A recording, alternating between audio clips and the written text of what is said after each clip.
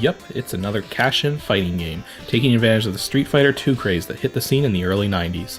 Today's ancient DOS game, Sango Fighter, does have a very similar feel to Steet Fighter II, but from an artistic standpoint, it's a very different game. While the Steet Fighter series has always had a wide range of nationalities and histories to their characters, Sango Fighter is strictly a Chinese affair, and thus all the characters are suited up in various armors and equipped with various weapons suitable for that part of the world. Heck, this game was even made by a development studio in Taiwan. The game itself isn't perfect, but it's certainly better than some of the cash-in fighting games I've played, so let's get to it, starting with the game stats. Sango Fighter was originally developed and released by Panda Entertainment into the Taiwanese market in 1993. Later, a company called Ascend made an unauthorized English language port for the North American market. While the game was surprisingly popular back home, it had the misfortune of being very similar in style to another Taiwanese game released just a little earlier called Super Fighter, and a lawsuit by C&E, the company that made Super Fighter, kept Sango Fighter from really spreading that well. However, despite any of this, eventually a company by the name of Super Fighter Team secured the rights to Sango Fighter and re-released the game in 2009, even going so far as to make minor modifications and bug fixes. It's a 1 to 2 player fighting game featuring VGA 320x200 256 color graphics and support for multiple sound and music cards, including digitized PC speaker sound support, though I recommend the Sound Blaster settings. However, do not select AdLib as your sound card, unless you enjoy the idea of lockups and crashes. As for its release date, the game's been freeware ever since Super Fighter Team did their 2009 release, and that's actually the version I'm playing to avoid confusion for anyone who decides to pick up a copy. I'll cover the differences later in the video, but they're pretty much all superficial save for one. If you want to get the full game, just head on over to www.sangofighter.com. The story is given primarily as short lines of text before the title screen, before each battle, and at the end of the game, and there's actually quite a bit to it, so it's hard to condense into something I can describe in a single paragraph. I'm going to try though, and please forgive me if I pronounce any of these names wrong. Basically, Emperor Ling of the Eastern Han Dynasty spread his power too thin upon crushing a rebellion, ultimately resulting in his demise, but also the demise of Dong Zhuo, who had usurped the emperor in the first place, plunging the entire region into civil war. 10 years later, a cunning warrior by the name of Cao Cao united the north and decided he wanted to conquer the south as well, but his first target, Liu Bei of the province of Jing, had already joined an alliance in the south that was growing stronger with each passing day. Liu Bei was able to gain control of the southern provinces and decided to blitz his armies north in a swift attack led by his 5 generals. Thus, when you play the game's story mode, you take command of these generals as they push into the northern provinces and attempt to overthrow Cao Cao. The gameplay is pretty much what you would expect from a fighting game, at least in the battle mode. When you play the story mode instead, you have to dispose of various soldiers before you can fight the leader of any particular region, and sometimes they'll escape from the battle momentarily, forcing you to fight even more soldiers. Controlling your character isn't too much of a hassle, but there are some quirks. Most notably, you have to use special diagonal direction keys to jump diagonally using the keyboard. So once again, this is a game where I recommend using a gamepad or arcade stick, or even mapping the keyboard keys to joystick functions using DOSBox's keymapper. The controls themselves though are pretty simple, since besides movement, you simply have a punch button, a kick button, and you block by holding back. Every character has up to 4 special moves they can perform as well, though unlike some fighting games, they're all really easy to figure out because they're all variations of pressing 2 movement directions followed by punch or kick. Suffice to say, it takes very little time to learn how to play as each character, so long as you have a general idea of how to play fighting games in the first place. So let's talk about the characters, starting with Liu Bei's 5 generals, the first of which is Guan Yu. He's unfortunately not a very powerful character, nor is he that agile, but he has very good striking range with all of his attacks. Next we have Zhang Fei, whose name was originally translated to be Zhang Fei. He's a very powerful character with some very strong attacks, but many of his attacks leave him quite vulnerable to counterattacks, so if his attacks are blocked, he can end up in trouble. Next is Zhao Yun, originally translated as Chao Yun, who carries a very powerful sword that can release huge swipes of energy. His attacks are, for the most part, very defensive, so he's a good character to block and counterattack with.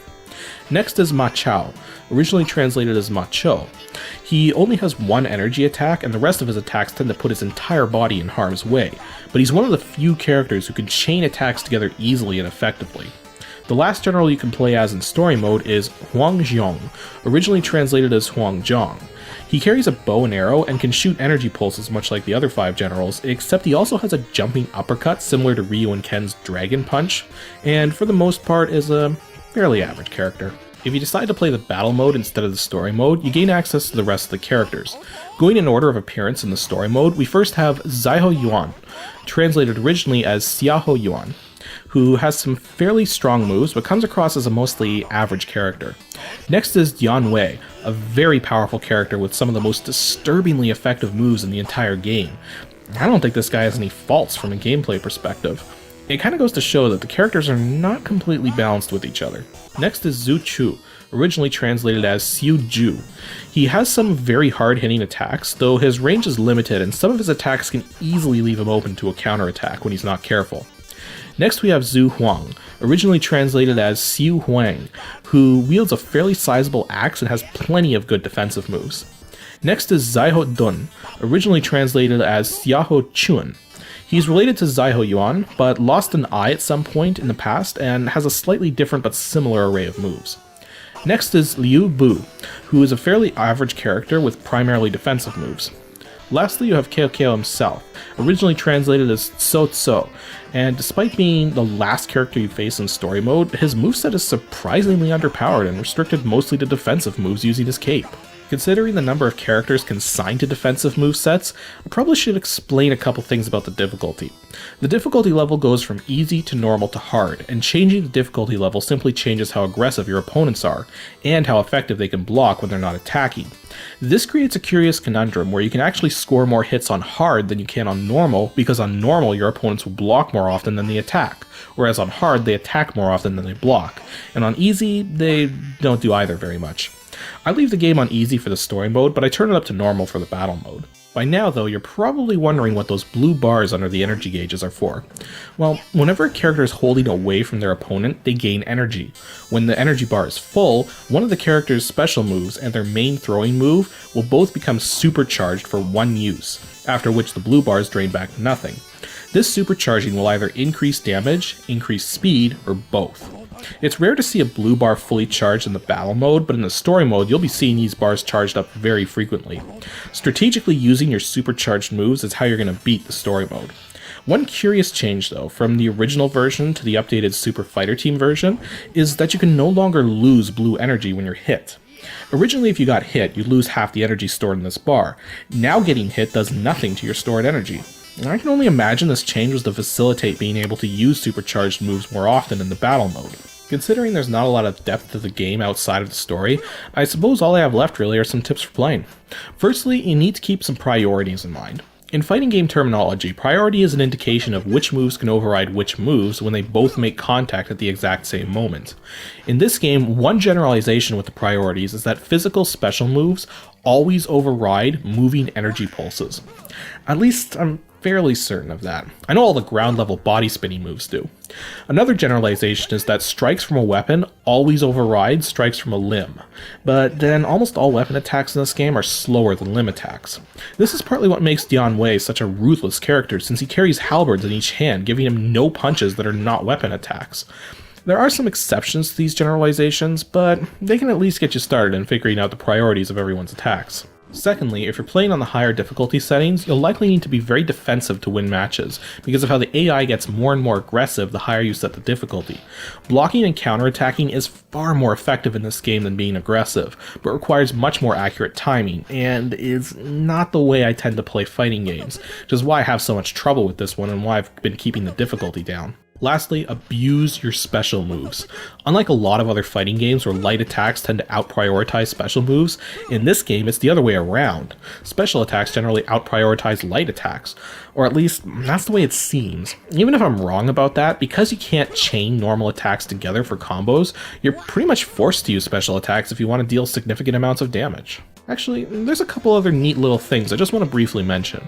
One is a bonus game you can play after every 4 victories in the battle mode, where you ride on horseback and shoot down birds with arrows.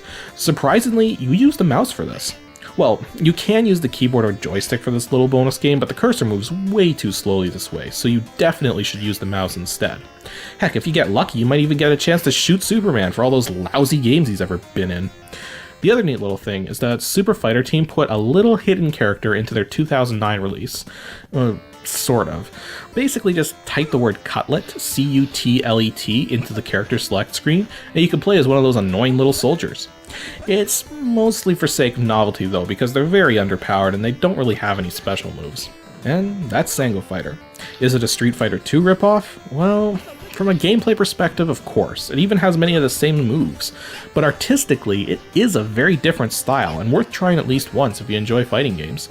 If not, then this game's not going to be any sort of revelation for you. DOSBox settings this time around are fairly simple. Just set the cycles count to auto or max, and make sure you turn off timed intervals for the joystick support.